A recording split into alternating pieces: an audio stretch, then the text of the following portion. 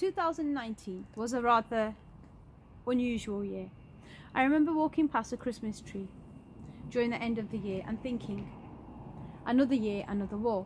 However, as we proceeded into 2020, this was a year that the nation was not prepared for in any shape or form. However, the scientists had made the politicians aware, and there was a lot of awareness created, that every 100 years we are likely to face a pandemic.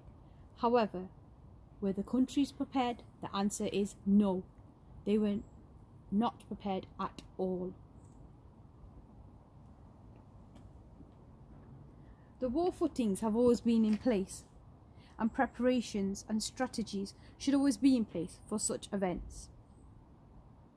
A pandemic is nothing to be fooled around with. It requires immense planning, preparation, and to have the correct strategy, equipment, facilities, and pre-planning in place. However, we have seen in 2020 a year where families have been ripped apart from their loved ones. I've been unable to see my father, and it hurts in the heart that you're away from your close and loved ones. However, the year has been challenging for everyone, particularly for the vulnerable and especially for the elderly, who rely on the human contact and the closeness of even a cuddle to know the presence of another human being. That has been non-existent. A pandemic can never become a political game. Rather, what is required is and was pre-planning, which was not evident. The mantra of whatever it takes was not sufficient, and neither were the reliable sources used to prevent a pandemic far-reaching the kind of circumstances in which there's no reversing the results. In terms of, let's look at the headlines today, 1 in 50 has COVID. That's just not good enough. In 2020, it was a year where humanity was tested, and it has been tested. You can gamble with money, but you can't gamble with the public lives. This is beyond scrutiny. Emergency Cobra meetings did take place, but if you look carefully at history and the examples that have been set before us, 2020 was a year of when science versus politics. Later on during the year, it was evidence that there was some herd immunity being used. For herd immunity, you need 60%. Was that ever an official policy? Were we ever prepared? If you look back in terms of PPE, there was insufficient PPE, which was not good enough. 2020 was a year of political crisis. A year in which the preparations were not in place that should have been in place.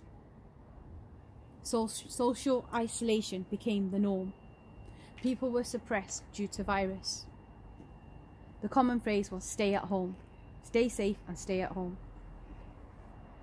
A virus that nobody could see became a threat to everyone. People applauded in the streets. To protect the NHS, people stayed at home, and the vulnerable were secured. When we were asked to clap, what were we asking for? We were asking to give appraisal and recognition to those who were on the front line helping the vulnerable in the hospitals. Yet the nurses' wages were never increased when it was put to the debate in the House of Commons. All the risks were low and unassessed. Did we really focus on crisis management, or did it become a topic for individual egos? Science has been challenged in 2020 by a virus. The death toll has increased, 2020, we were facing an unseen enemy.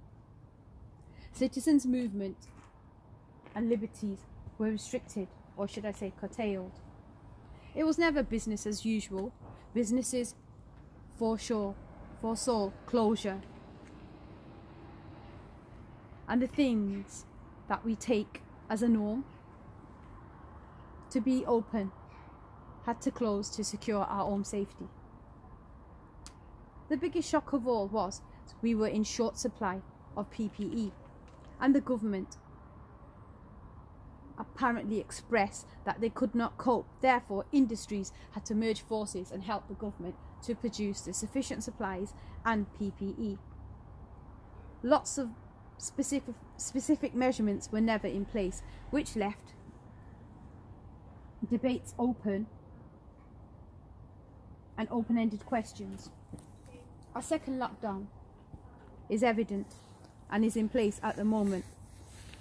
My dad always told me one thing: be British and be proud, and for the public to never be scared but to be cautious, and to always be there for the public in terms of empathy, sympathy, and to be someone who is strongly rooted, that can offer some kind of guidance or wisdom in the times of need. The UK hospitals were not prepared. This was not a topic that came as a shock at all. 2016, the NHS conducted an exercise, codename Sickness. It was a top secret finding, and it looked at what would happen to Britain in the event of a flu pandemic. The UK hospitals were not prepared for a large scale virus emergency, but the findings were never released and were secured as top secret. So,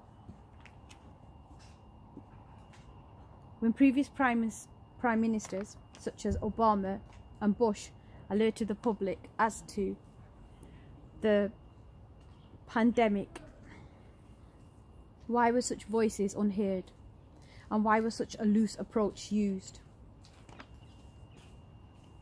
The scale of the virus and the emergency was downscaled despite all the warnings in place, and the lack of preparation was evident. How could our hospitals no longer be in a position to cope with a pandemic? As a country, you should always be prepared for the good and the bad times, war, and have everything in place ready for action and to look after your country and its people. 2020 has been a time that has tested every human being in terms of their empathy, sympathy, families, and their willpower. My message to the public is stay strong, stay united. We are all in this together. No one is on their own. As a country, we will pull through. Out of the two previous prime ministers, David Cameron and the other previous presidents as well, the way in which the pandemic has been approached has been in guidance with the policy and procedures that have been put in place. However, was that sufficient enough? And there could have been more best practice and a lot more preparation put in place. Boris Johnson is trying his best to bring this country together, for which I would like to share my appreciation and thank him personally, for he's trying to do his best. That's all we can expect of our Prime Minister, and thank you. And as citizens or people of the country, I would like to extend my acknowledgement and say that this Prime Minister we currently have has had a double task in terms of, number one, it wasn't just Brexit. The previous two Prime Ministers deserted the country when they were needed the most. Number two,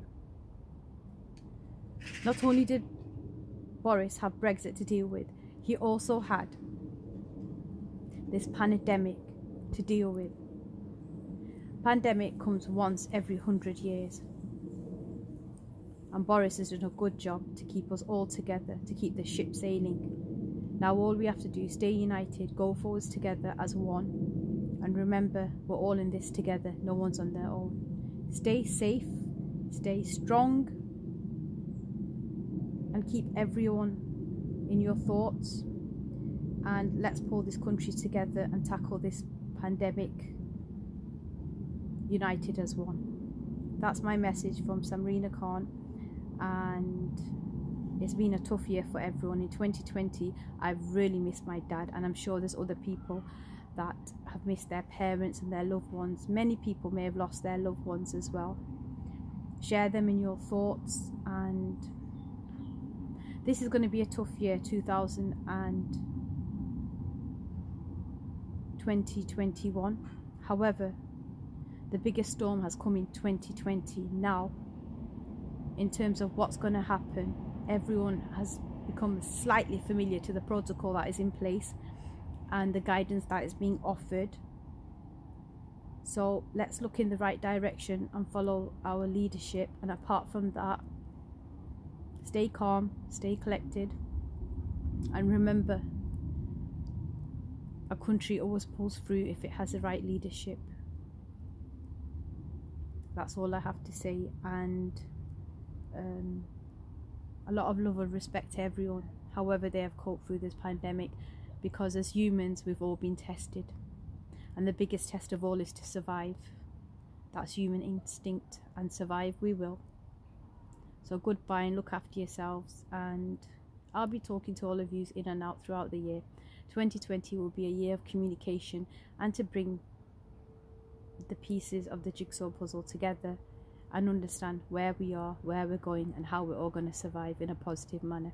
Thank you very much for listening to this audio, and stay safe.